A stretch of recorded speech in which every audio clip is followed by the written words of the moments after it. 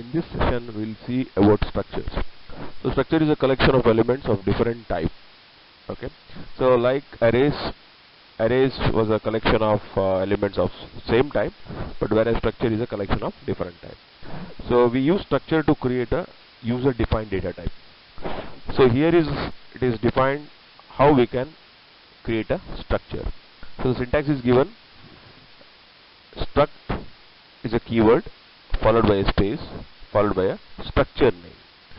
So here struct is a keyword, structure name is a same as your variable name. You can give any name which uses the rules of a variable name, followed by a flower bracket and followed by different data type members. So this indicates the type of data which you are going to include in your structure.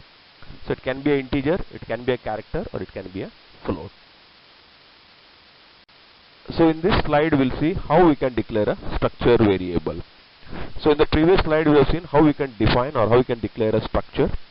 So here example is given: struct followed by a structure name, that is given as person here, followed by a flower bracket. Then comes the data member declaration. So first member is character followed by a name, that is a variable name. It can take 50 characters, followed by a integer variable int, followed by CIT number. Next is a float variable salary. Okay, once that structure is defined, you can use those structure data by using a structure variable. So to define a structure variable, we use again struct keyword followed by a structure name followed by a variable name. So you can see in the example it's given as struct followed by a space followed by person followed by a space p1 comma p2. So we have created two structure variables, p1 and p2. So now we'll see structure variable initialization. So as we have seen variable initialization, at the same time we have seen array initialization. Similarly, we can initialize the values to a structure variable also. So I'm taking the same previous example, struct person, where we have three data members: name, CIT number and salary.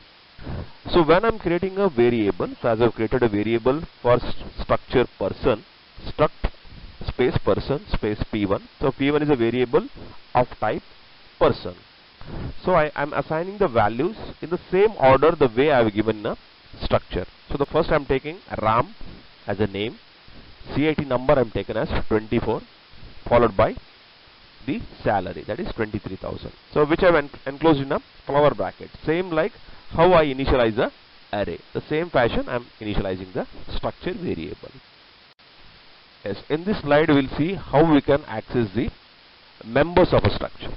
So we have seen how to create a structure.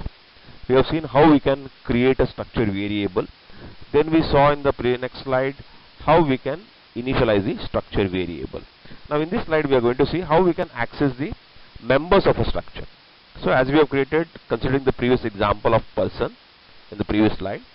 So if I want to access or if I want to use a particular member or if I want to show some data, so I can specify by mentioning the name of the data member using a dot operator.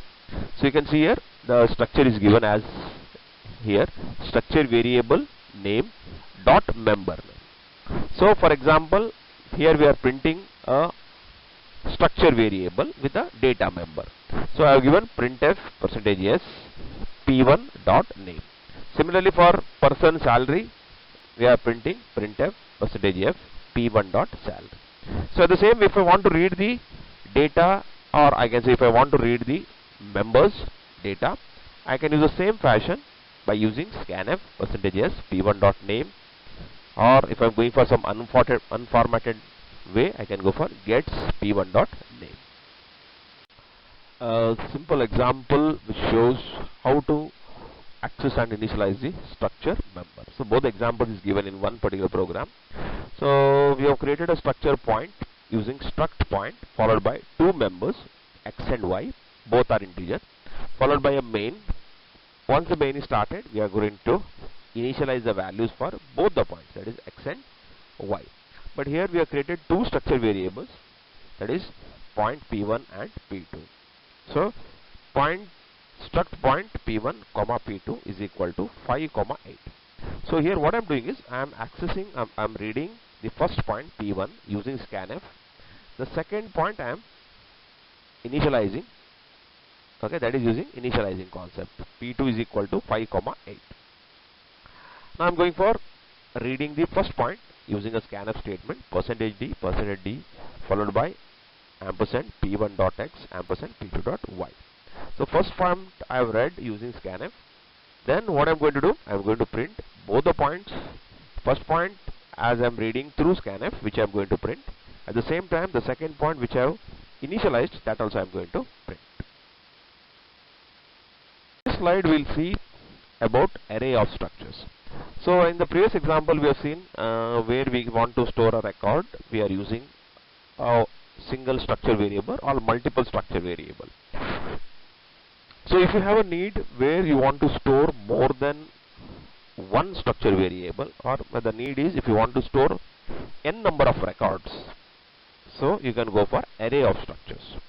So I can create an array of structures and I can create n number of data. So we can see the syntax, it is same as your structure. We are creating a structure with a data type or data members followed by a structure variable. So here the structure variable will be of type array. So you can see here struct followed by a structure name followed by a structure variable followed by index. So index gives me a length. So how many values are, what is the array value of your structure. So in the example as I mentioned, struct point followed by 2 points x comma y. So I have defined a point p with 10 data. So that means I am going to store 10 data in this particular structure.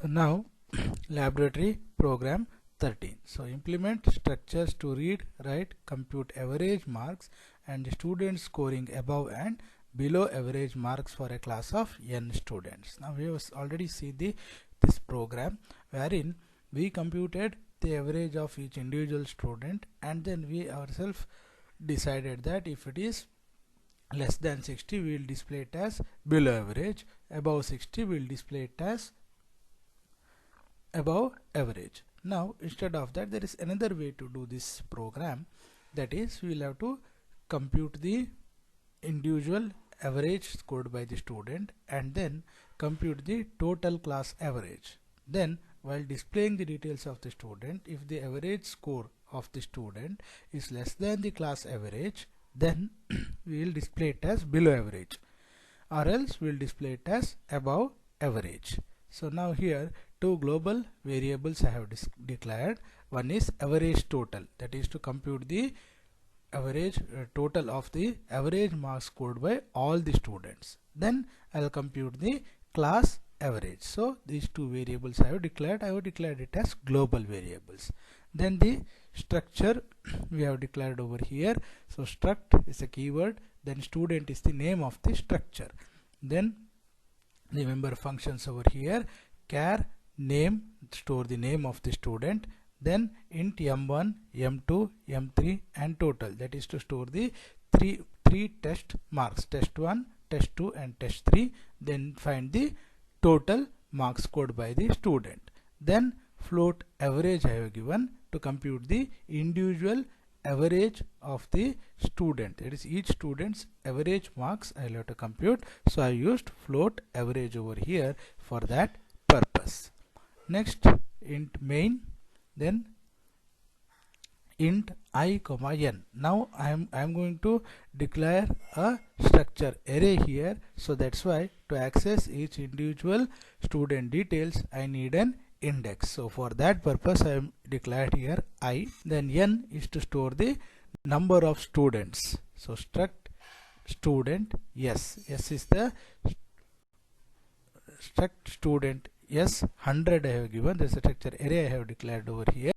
S is the name I have given and 100 is the size I have given. That means it can hold up to 100. It's our details of maximum 100 students.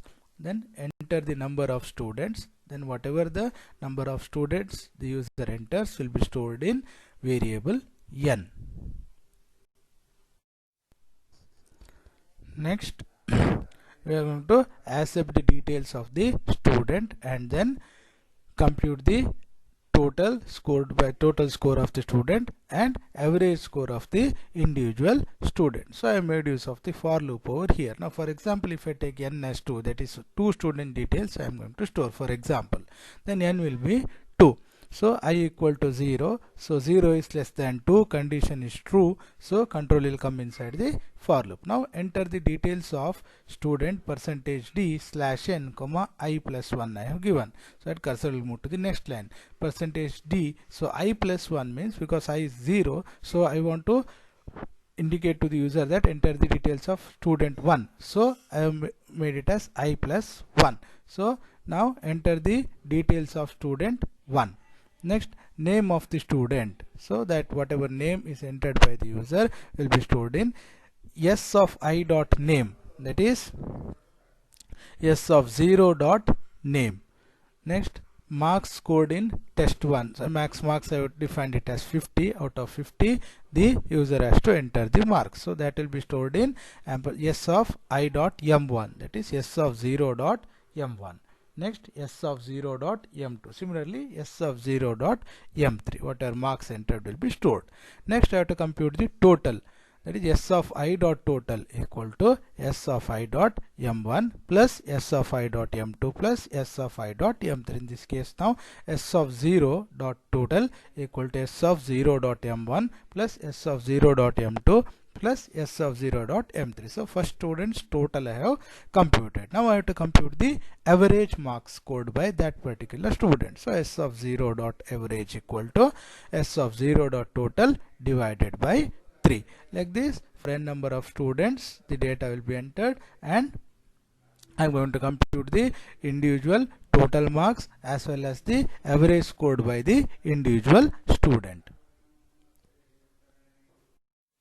Now I have accepted the details of all the students. I have computed the individual average marks scored by the student. Now I have to compute the average class average. What is the average score of the entire class? So for that, now I will have to compute the average total of the entire class, that is individual average. I will sum it up together, so I'll get the average total of entire class, that is the total of the average marks scored by all the students. So again I am making use of the for loop here. I equal to 0, I is less than n, I plus plus. Now average total equal to average total plus s of I dot average. For example, again n if I take 2, so obviously 0 is less than 2, control the condition is true, so control will come inside the for loop. Average total equal to average total plus s of I dot average, that is s of 0 dot average, that is the first student's average. I am adding it to the variable average total. Next, again I is incremented by 1, I becomes 1 now, so 1 is less than 2, condition is true, so average total equal to now average total of s of I is now 1, so s of 1 dot average, that is the second student's average. I am going to add it to the average total. Next, I is incremented by 1, since n I have taken it as 2, so condition is false, so control will come outside. Now I have found the average total of the average marks scored by both the students. So now I will compute the class average. So class average equal to average total divided by n. So that will give me the class average. Next, I am going to display the details of the student. So to display that, I want to display it in a proper format by specifying some headings. So that's why I have made use of this printf, that symbol over there, that is just to make the output look neat. Next, class A student details are as follows. I have just given the name of the class as class A.